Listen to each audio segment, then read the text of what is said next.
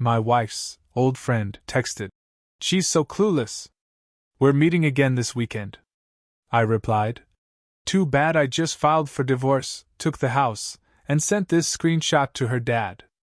The next message was just, "Wait, what? My name's Dean. I'm 38. I live in Roanoke, Virginia, been here all my life. I'm not some hothead. I fix heating and AC systems for a living. I work long hours, I come home tired, and all I ever wanted was a quiet life. A wife who loved me, maybe a kid or two down the line. I thought I had that with Rachel." Rachel's 35. She's a third-grade teacher at a school 5 minutes from our house. We met in college, dated all through our 20s, got married when I was 31. Our house isn't huge, but it's ours. Or it was ours. A 2-bedroom with a screened-in porch and a little fire pit out back. We used to sit out there on cool nights and talk about our future. I don't know when things really started going downhill. Maybe a year ago. Rachel started staying late at work more often. At first, I believed it, grading papers, parent conferences, all that. But then she started guarding her phone like it was some kind of state secret. Screen always flipped down. Always on silent. Always shoved into her purse when I walked into the room. She started acting distant. Less touch. Less eye contact. Always tired. Always just stressed. I asked her about it a few times and she'd snap at me. "God, Dean, can't I just be tired without you making it a thing?" I backed off. I didn't want to fight. I kept telling myself, "You're just being paranoid. You've been together over a decade. She wouldn't do that." I wish I had listened to my instincts. A few weeks ago, she was in the shower and left her phone on the kitchen counter. I wasn't snooping. I swear on my life. But it buzzed, twice, and I saw the name, Nate W., pop up on the screen. I've never heard her mention a Nate. I've met her coworkers. I've been to the Christmas parties. No Nate. And the message? "She's so clueless. We're meeting again this weekend, right? Same hotel?" My hands went ice cold. My stomach twisted. Before I could even think, another message came in. "Can't wait to see that lingerie again. She really has no idea, huh?" I took screenshots. Not just those, but the rest of the conversation. I went back as far as I could. There were photos. Jokes. Hotel receipts. He'd been calling her babe. She'd been calling him handsome.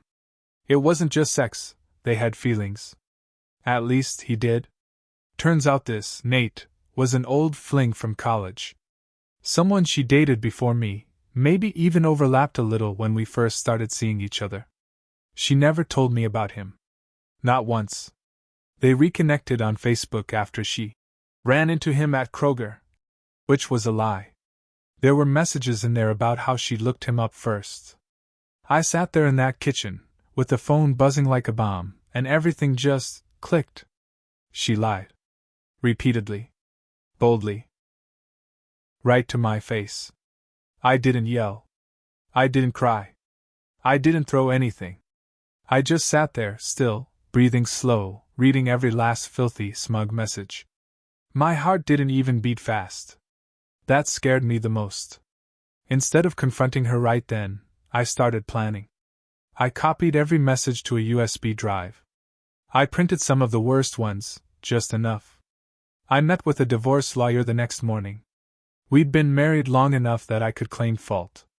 Virginia recognizes adultery. I didn't tell Rachel I knew. I acted normal. I kissed her goodnight. I made her breakfast.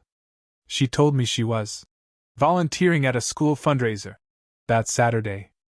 I already knew where she was really going.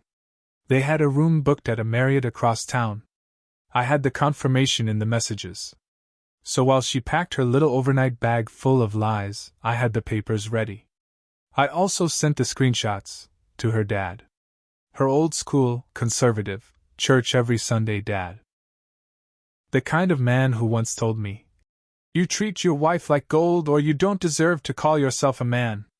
I texted the screenshots from my number with no message. Just images. When Nate texted again that afternoon, saying, "She's on her way. Can't wait to see that perfect ass again," I replied. "Too bad I just filed for divorce, took the house, and sent this screenshot to her dad." His reply came in seconds. "Wait, what?" I didn't say another word. I left the house before she got home from her little fundraiser.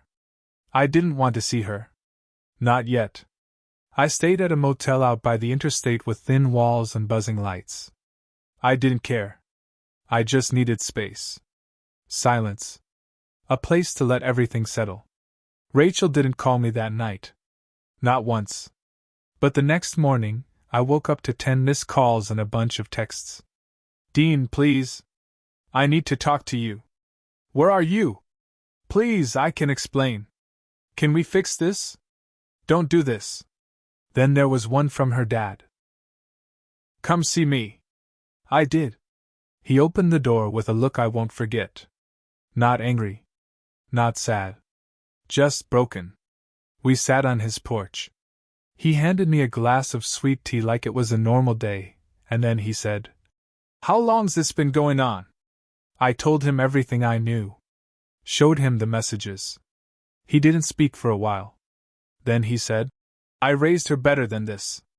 You don't deserve this, son." He looked at me like I was the one he was proud of. Like I was family. That hit me harder than I expected. Meanwhile, Rachel blew up my phone. At first, she begged. Said she made a mistake. Said she still loved me. Said she was confused. Then she got angry. "You had no right to send that to my dad. This is between us, Dean." That was low. "You're overreacting. I didn't even sleep with him every time." "Yeah." She actually texted that. I didn't respond. I let her stew. She came home while I was at work the next day. Packed a bag. Took her cat. Left me a note on the table. "Can we please talk?" I ignored that too. But here's where things got messy. Turns out she didn't just cheat. She used our joint account to pay for hotel rooms. To buy him gifts. She even charged a spa day to our card the same weekend they hooked up at the Marriott. When I told my lawyer, he lit up. "Marital waste," he said. "She used your shared funds to support an affair. We can hit that hard." I gave him everything. All the receipts. All the screenshots. He filed the paperwork fast. And because she committed adultery, I could push for the house, the car, and avoid spousal support. Virginia's pretty clear on that.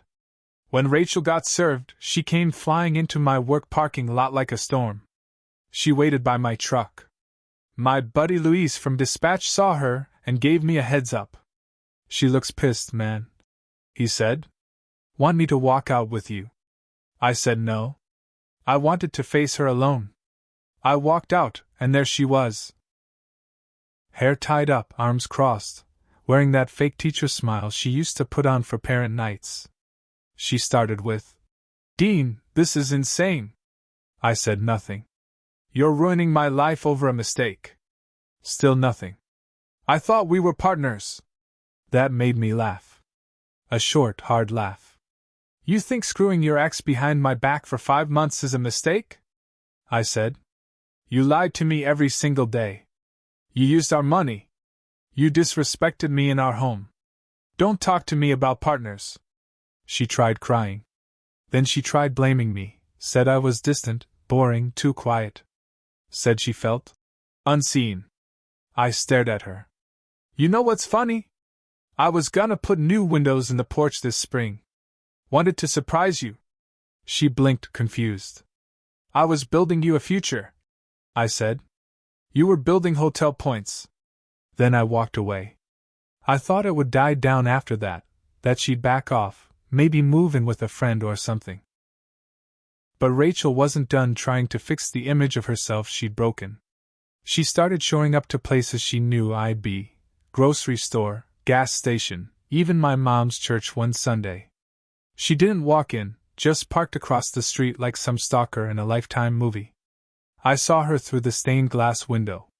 Word had gotten around town, too. That's the thing about Roanoke. People talk. Rachel's friends, some of them turned cold. Others? Not so much. I found out she was spinning the story her way. She told folks I was emotionally abusive.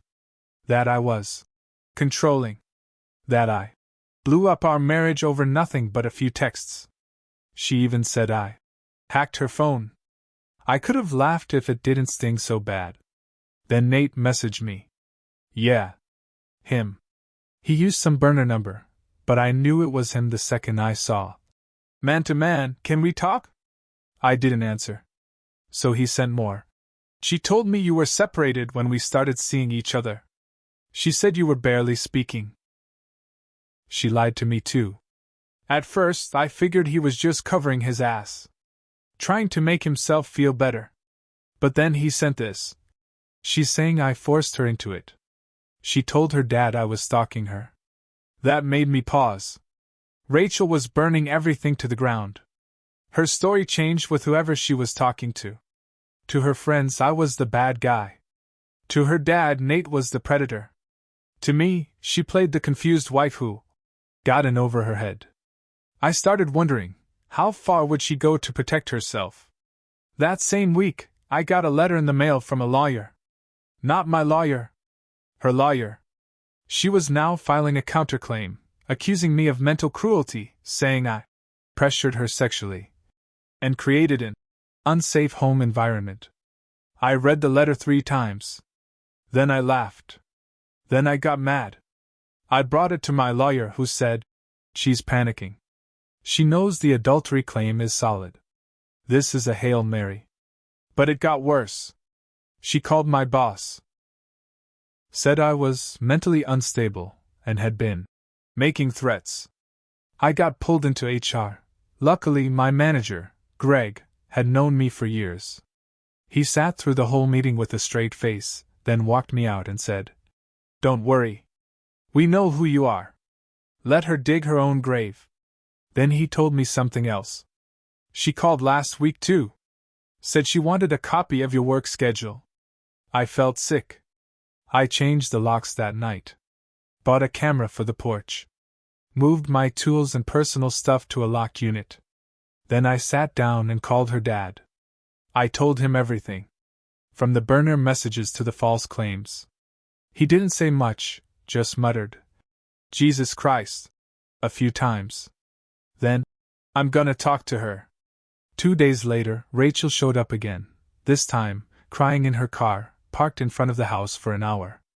I didn't go out there. But I took a photo. Just in case. A week later, I got a call from Rachel's dad. "She's in trouble," he said. I didn't say anything. She went to the school board. Said she was being harassed. They're doing a review. I closed my eyes. "Let me guess," she said, "it was me." He didn't answer, which was enough of an answer. "She's not well," he added. "I think she's really falling apart." I sighed. She lit the match. "I'm not putting the fire out." He didn't argue. Then came the court date. She showed up with 2 friends, all dressed like they were going to church. I came with my lawyer and my brother. I didn't look at her. I didn't need to. My lawyer laid out everything: dates, screenshots, financial records, hotel receipts, even the messages from Nate. He didn't show up, but we had the texts. She tried to play the victim. Said she'd felt neglected, that I was never around. Said she made a mistake. But the judge didn't buy it. Not after seeing the timeline. Not after hearing she used joint funds for the affair. When the ruling came down, I got the house, my truck, and full rights to everything we bought together. She got nothing but her personal items and her cat. And a court order to pay back half of the money she used on hotels and gifts. No spousal support. No delays. As we walked out, she chased me down in the hallway. "Dean, please," she said. "We can fix this. We can go to counseling." I turned around and looked her in the eyes for the first time in months. "You didn't just cheat on me, Rachel. You tried to ruin me after. You told lies. You made calls. You burned your life and thought I'd stand in the smoke with you. I'm not that man anymore. Then I walked out. But it wasn't over. A month later, the school board let her go. Said they couldn't trust her judgment anymore. She had no job. No money. And her friends? Most of them backed off when they saw the truth. As for Nate, he posted some long, dramatic post online about being used and people lying to save themselves. I heard he moved to Georgia. I never spoke to him again. Me? I stayed in that house. Ripped up the porch and built it new. Got the windows I'd planned on. And every now and then, I sit out there at night with a beer, look out at the street, and remind myself that love isn't blind. It just refuses to see until it's forced to. She thought I was clueless. But I was just patient. And she'll never forget the day I stopped being quiet.